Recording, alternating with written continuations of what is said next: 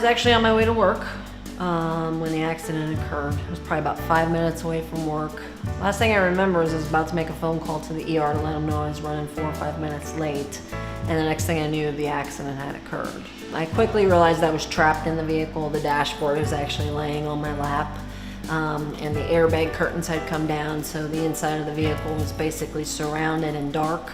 I could just see a glimmer of light from the top of the windshield because basically the impact had knocked the entire vehicle sort of an accordion like down onto me. So I was actually hit by a drunk driver a stolen vehicle, who was high on cocaine. He's 33 years old and he was arrested 43 times. And so he's basically a career criminal. It was just a matter of being in the wrong place at the wrong time.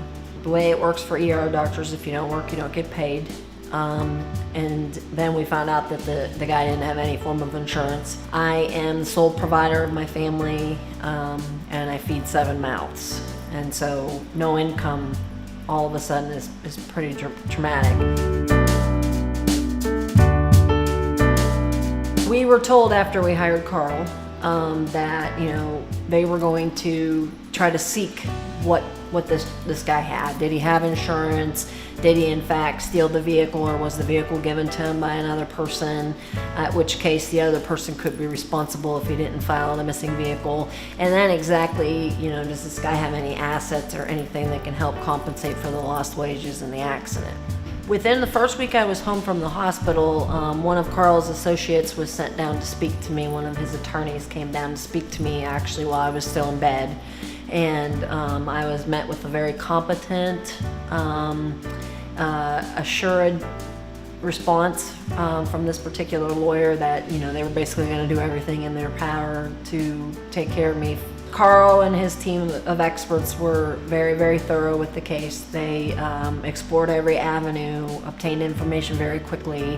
It wasn't long before we found out that the guy who hit me not only didn't have insurance, but had absolutely no assets to his name. At which point, our hands were a little bit tied.